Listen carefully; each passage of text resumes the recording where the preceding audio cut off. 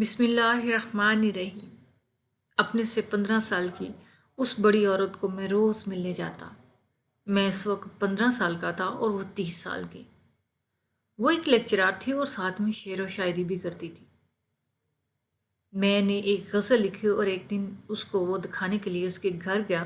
وہ فون پہ کسی سے لڑ رہی تھی۔ میں نے پوچھا تو اس نے بتایا وہ اس کا پہلا شوہر ہے جو اس کو طلاق دے کر چلا گیا ہے اور وہ مجھ سے پھر سے شادی کرنا چاہتا ہے، لیکن اس کے لیے مجھے پہلے کسی اور سے شادی کرنی ہوگی۔ اور ایسا کون ہے جو مجھ سے شادی کر کے پھر مجھے طلاق دے گا؟ پھر اس عورت نے مجھے وہ کرنے کا کہا جسے سن کر میرے پیروں تلے زمین نکل گئی۔ میرا نام دانش ہے۔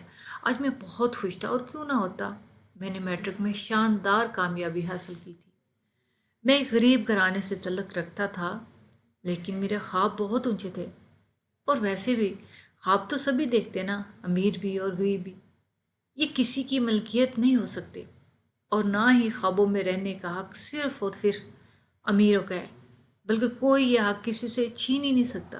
سو میں بھی خواب دیکھتا، کبھی خود کو بڑے بڑے بڑے مشاعروں میں داد وصول کرتے ہوئے، اور کبھی خود کو ادب کی محفل میں ایوارڈ لیتے ہوئے۔ میں اس وقت بھی خوشی میں جاگتی آنکھوں سے خواب دیکھ رہا تھا، خود کو بڑے سے کالج میں ایڈمیشن لیتے، پھر اعلیٰ تعلیم حاصل کرتے ہوئے، پھر آگے اور آگے اور بہت آگے بڑھتے ہوئے دیکھ رہا تھا۔ خوابوں کا سلسلہ امی کی آواز سے ٹوٹا، ارے بیٹا کب سے کھانا رکھا ہے؟ ٹھنڈا ہو رہا ہے، کیا سوچ رہے ہو؟ کھانا کھاؤ۔ میں نے گھبرا کر دیکھا تو میرے آگے ایک پلیٹ میں دال چاول اور روٹی رکھی ہوئی تھی، اور میں نے کھانا کھانے کے بجائے خوابوں کی دنیا کی سیر کو نکل پڑا تھا۔ جی امی، کھانا بہت گرم تھا اس لیے تھوڑا رہ گیا تھا، کھا رہا ہوں۔ بیٹا تو اپنی ماں سے کچھ نہیں چھپا سکتا، بتا کیا سوچ رہا تھا؟ کچھ نہیں امی، بس ایسے ہی۔ اچھا مت بتا، ویسے بھی مجھے سب معلوم ہے کہ تو کیا سوچ رہا تھا۔ آپ کو کیسے پتا کیا سوچ رہا تھا؟ بیٹا میں تیری ماں ہوں، اور ماں سب جانتی ہے، بن کہے بھی اپنے اولاد کی ہر خواہش جان جاتی ہے، اس کی آنکھوں کے خواب تک پہنچ جاتی ہے۔ اور تو سوچ کی بات کر رہا ہے؟ اچھا پھر بتائیے کہ میں کیا سوچ رہا تھا؟ امی نے لہجہ برا یعنی تھوڑی دیر تک میری آنکھوں میں دیکھا۔ مجھے لگا جیسے وہ میرے اندر تک جھانک رہی ہے۔ میں نے گھبرا کر نظریں چرا لیں۔ امی مسکرا دی اور بولی، تو اس وقت اپنی پڑھائی کے بارے میں سوچ رہا تھا؟ تھوڑا سا رکنے کے بعد بولی، صحیح کہہ رہی ہوں نا؟ میری آنکھوں میں آنسو امڈ آئے اور میں بے اختیار امی سے لپٹ گیا۔ امی نے میری پیٹھ تھپ تھپائی اور بولی، بیٹا خواب دیکھنا نہ دیکھنا کسی کے اختیار میں نہیں، لیکن انہیں پورا کرنے کے لیے جدوجہد کرنا انسان کے اپنے ہاتھ میں ہے۔ اور مجھے پورا یقین ہے کہ میرا بیٹا اس قابل ہوگا کہ وہ اپنے خوابوں کو پورا کرنے کے لیے ہر ممکن کوشش کرے گا۔ اور دیکھنا، انشاءاللہ ایک دن وہ آئے گا جب تمہارے خواب تعبیر بن کر تمہاری آنکھوں کے سامنے ہوں گے، انشاءاللہ۔ اسی وقت دروازے پہ دستک ہوئی اور میں جا کر دروازہ کھلا۔ ابو آئے ہوئے تھے، کچھ شاپر ان کے ہاتھ میں تھے۔ میں تجسس سے دیکھنے لگا، جانے ان میں کیا تھا۔ ابو چارپائی پر آ بیٹھے۔ بڑی بہن شازیہ نے ابو کو پانی کا گلاس تھما دیا۔ ابو نے خالی گلاس کر کے اسے واپس دیتے ہوئے مجھ سے کہا، بیٹا تمہارا رزلٹ کیسا رہا؟ ابو میری پہلی پوزیشن آئی ہے، میں آج بہت خوش ہوں۔ ابو سن کر بہت خوش ہوئے، مجھے گلے لگا لیا، پیار کیا۔ امی بھی خوشی کے آنسو بہانے لگی، بیٹا اب آگے کہاں جا کر پڑھنا ہے؟ امی کھانا لاتی تو ابو بولے، میری سمجھ میں نہیں آیا کیا جواب دوں۔ گھر کی حالت مفلسی، غریبی میرے سامنے تھی، سب کچھ دیکھ کر بھی انجان نہیں بن سکتا تھا۔ گھر کے حالات کی وجہ سے بڑی بہن شازیہ ابھی بھی صرف میٹرک ہی کر سکی تھی۔ سب سے چھوٹا حسن ابھی 5ویں جماعت میں تھا۔ ابو کی بہت کم تنخواہ تھی، مہینہ ختم ہونے سے پہلے ہی تنخواہ ختم ہو جاتی، لیکن ابو نے کبھی حرام کمائی کی طرف آنکھ اٹھا کر بھی نہیں دیکھا تھا، اور ہمیں بھی یہی نصیحت کی تھی کہ محنت میں عظمت ہے اور رزق حلال کھاؤ۔ اب میں کسی منہ سے کہتا کہ ابو آگے پڑھنا چاہتا ہوں، اس لیے سمجھداری سے بولا، ابو جو آپ بہتر سمجھے میرے لیے۔ شاباش بیٹے، مجھے تم سے یہی امید تھی، میں چاہتا ہوں کہ تم اپنی پڑھائی کا خرچہ خود اٹھاؤ۔ دیکھو بیٹے، ایک بات ہمیشہ یاد رکھنا کہ محنت کرنے سے کبھی نہ شرمانا، خواہ وہ کام کتنا ہی چھوٹا کیوں نہ ہو۔ بس تمہارے دل میں یہ اطمینان ہونا چاہیے کہ تم حلال روزی کما رہے ہو، اور حلال روزی کمانے میں بھی عبادت ہوتا ہے۔ جی ابو، میں جانتا ہوں، میں کروں گا اور ہمیشہ حلال روزی کماؤں گا۔ آپ ہمیشہ مجھے ثابت قدم پائیں گے۔ ابو نے میری پیٹھ تھپ تھپائی، پھر شاپر کھولتے ہوئے بولے، اچھا یہ دیکھو، آج میں کچھ سامان لایا ہوں، یہ تمہیں بیچنا ہے۔ سمجھو تمہارا امتحان ہے اور محنت شروع ہو گئی۔ مجھے دیکھنا ہے کہ تم کیا کرتے ہو۔ یاد رکھو بیٹا، اگر تمہاری لگن سچی ہوگی تو کامیابی تمہارے قدم چومے گی۔ جی ابو، بہتر۔ اور اس دن شام سے میں نے چوک پر کھڑا ہونا شروع کر دیا۔ جی ہاں، میں رومال بیچ رہا تھا اور مجھے اس کام میں کوئی شرم محسوس نہیں ہو رہی تھی، کیونکہ نہ تو میں چوری کر رہا تھا اور نہ ہی کسی کی جیب کاٹ رہا تھا جو مجھے شرم یا غیرت محسوس ہوتی۔ میں تو محنت کر رہا تھا، حلال روزی کما رہا تھا، اور ویسے بھی کوئی کام حقیر نہیں ہوتا۔ حقیر تو انسان ہوتا ہے اپنے دل سے، اپنے کردار سے۔ جلدی میں کالج میں ایڈمیشن لے لیا۔ میں صبح کالج جاتا، واپس آ کر کھانا کھاتے ہی اپنا مال بیچنے چوک پر پہنچ جاتا۔ وہاں سے واپس آ کر میں اپنی پڑھائی کرتا۔ کچھ دنوں کے بعد 2 ٹیوشن بھی مل گئی۔ گھر جا کر پڑھانا تھا، اچھے پیسے مل رہے تھے، میں نے ٹیوشن پڑھانا بھی شروع کر دی۔ اس میں بھی مصروف تو بہت ہو گیا تھا، لیکن میرے اخراجات بآسانی پورے ہونے لگے تھے۔ ایک دن میں چوک پر کھڑا مال بیچ رہا تھا کہ میرے اسکول ٹیچر سر حامد میرے پاس چلے آئے۔ میں انہیں دیکھ کر ہکا بکا رہ گیا، لیکن وہ بالکل نارمل انداز میں چلتے ہوئے آئے اور بولے، ہاں بھائی دانش، محنت ہو رہی ہے؟ جی سر، ہاں۔ تو اس میں شرمانے اور گھبرانے کی کیا بات ہے؟ اچھا یہ بتاؤ، پڑھائی جاری رکھی ہوئی ہے نا؟ میں نے جو اپنا روٹین بتا دی تو میری پیٹھ تھپ تھپاتے ہوئے اور بولے، واہ بیٹا، اسی طرح محنت کرو، انشاءاللہ بہت آگے جاؤ گے۔ اور ہاں، پڑھائی کی فکر مت کرو، میں اتنا تو کر ہی سکتا ہوں کہ اپنے بریلینٹ اسٹوڈنٹ کو ٹیوشن دے سکوں۔ مگر سر، میں ہچکچایا کہ میں فیس کیسے بھروں گا؟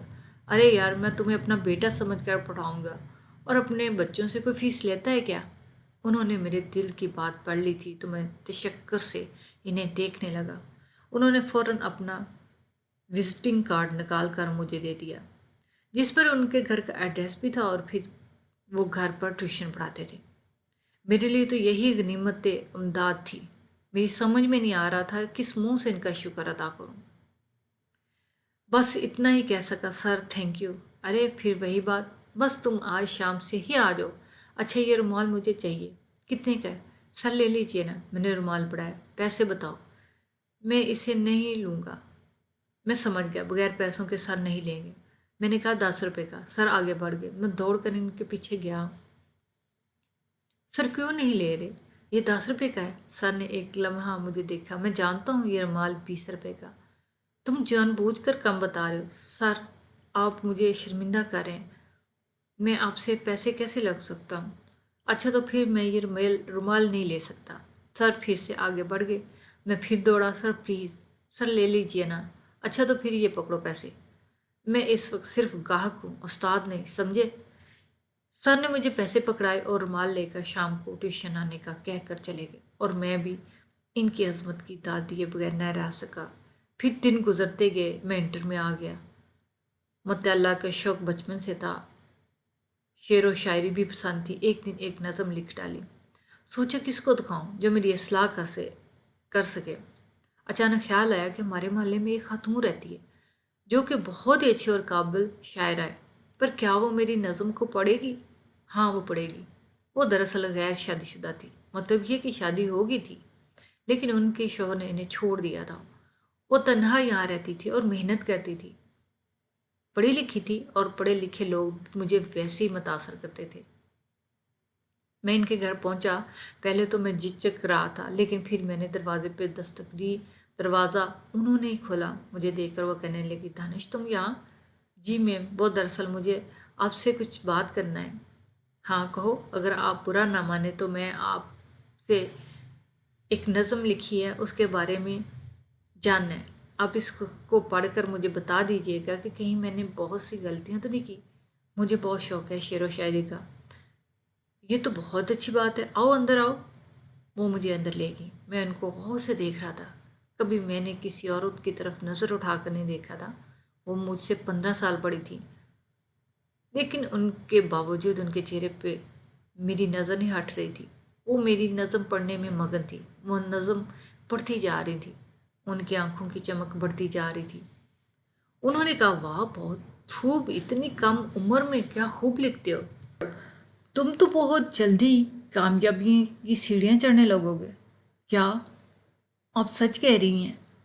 ہاں ہاں، سچ کہہ رہی ہوں میں۔ تم میں وہ بات ہے جو ایک رائٹر میں ہوتی ہے، جو ایک لکھنے والے کے اندر ہوتی ہے، اور میں تمہیں مبارکباد دیتی ہوں۔ اپنی پڑھائی کو جاری رکھو اور اسی طرح نظم لکھتے رہو۔ میں بہت خوش تھا کہ جن سے میں اتنا متاثر ہوں انہوں نے میری تعریف کی۔ میں نے بچپن میں سنا کہ اللہ پاک کسی کی محنتوں کا رائے گاہ نہیں جانے دیتا، اور اب واقعی اگر محنت کر رہا تھا تو مجھے صلہ بھی مل رہا تھا۔ دن پر لگا کے اڑتے گئے اور میں کامیابیوں کی سیڑھیاں چڑھتا گیا، اور جس دن میری تعلیم نمایاں کامیابی کے ساتھ مکمل ہوئی، اس دن امی کے گلے لگ کر میں نے خوشی کے آنسو بہائے۔ اب مجھے اپنی عملی زندگی کا آغاز کرنا تھا۔ یہاں بھی میرے ٹیچر سر حمد میرے بہت کام آئے۔ انہوں نے مجھے ایک کالج میں لیکچرار کی جاب دلوا دی۔ میں صبح کالج جاتا اور شام میں اپنے گھر کو جنگ کلاسز لیتا۔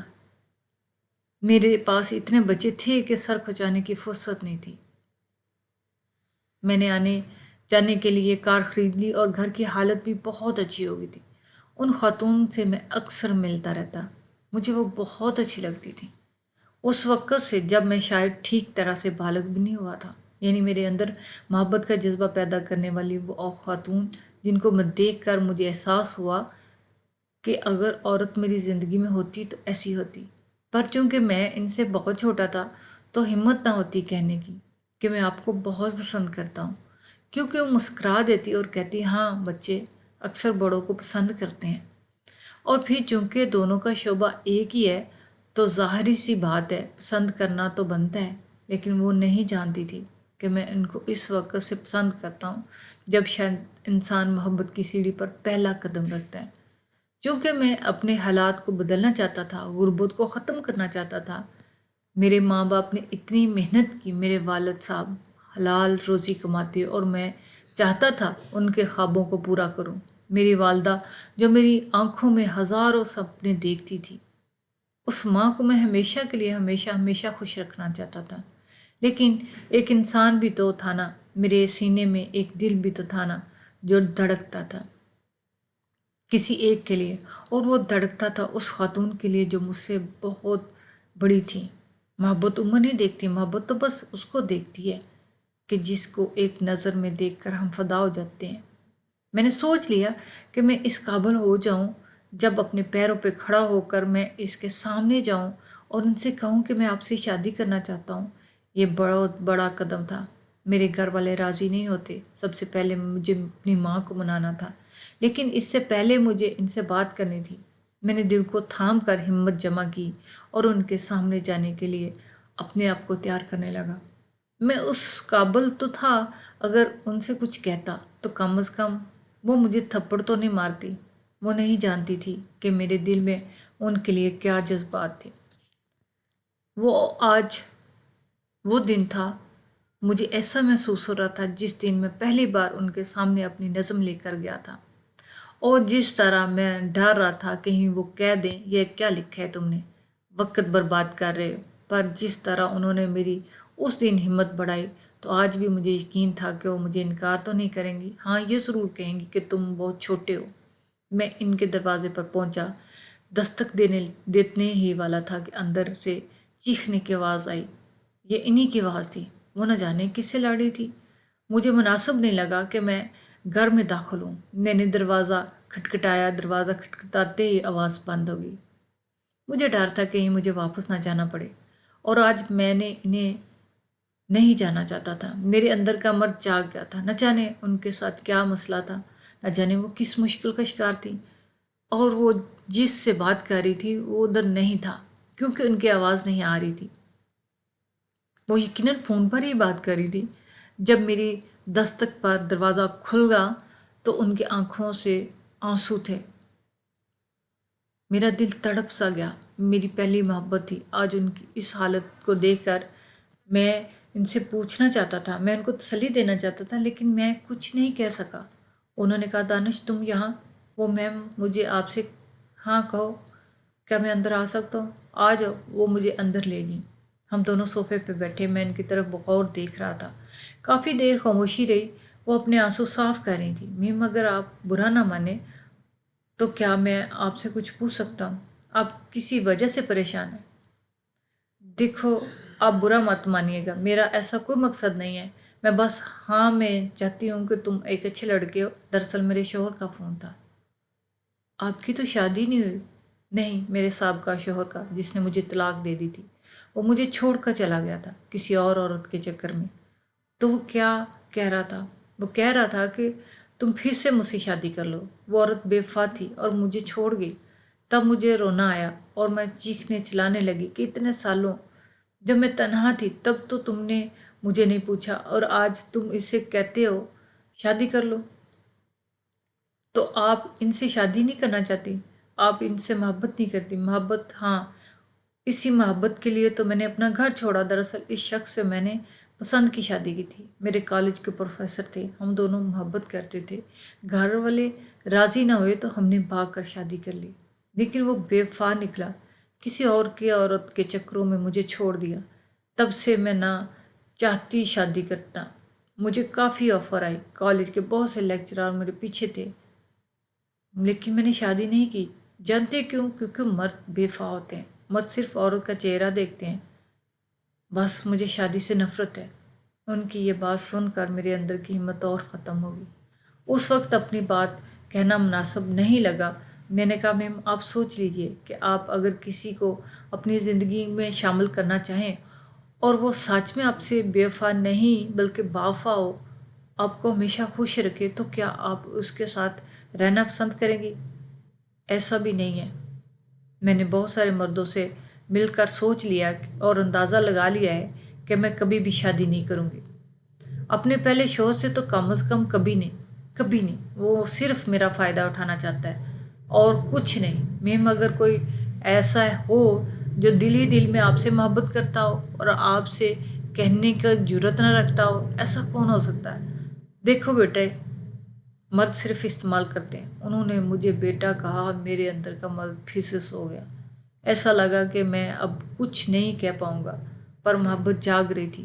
میں نے کہا کہ اگر سچ میں کوئی آپ سے زیادہ محبت کرتا ہو، آپ سے متاثر ہو، آپ کی راہ دیکھ رہا ہو کہ وہ آپ کے سامنے آئے اور آپ کو اپنی شریک حیات بنائے، تو کیا آپ ہاں کریں گی؟ ایسا کوئی مرد نہیں، اگر ہے تو میرے سامنے لے آؤ۔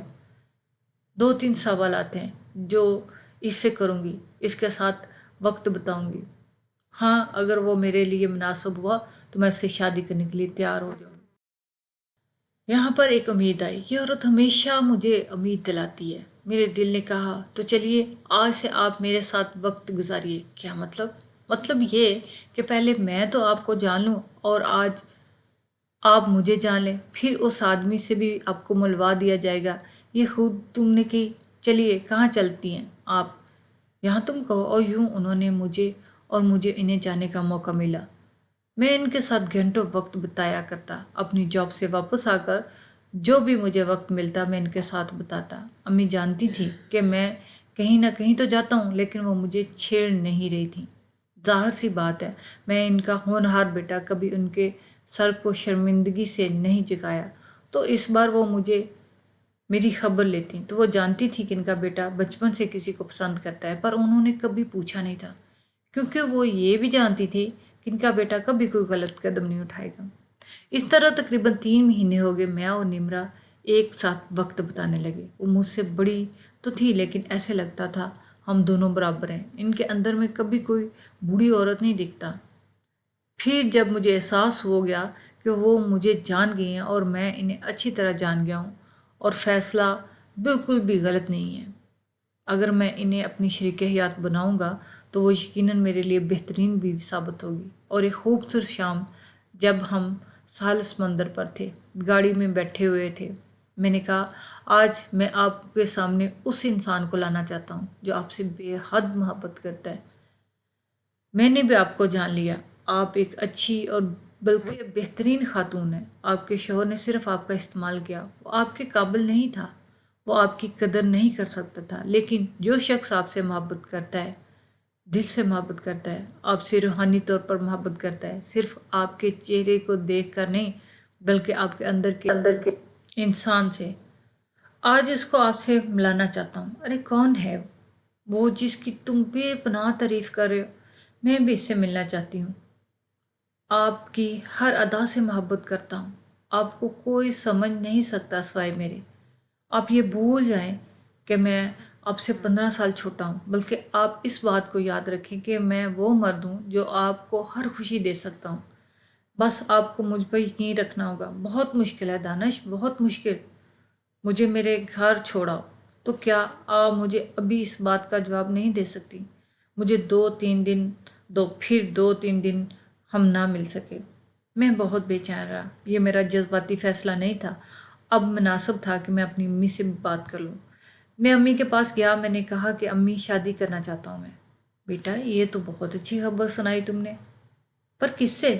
وہ محلے میں ہے نا ایک لیکچرار۔ کون؟ نمرا؟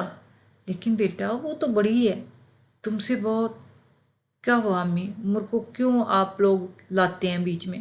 کیا ہمارے نبی پاک صلی اللہ علیہ وسلم نے اپنی عمر سے بڑی خاتون سے شادی نہیں کی؟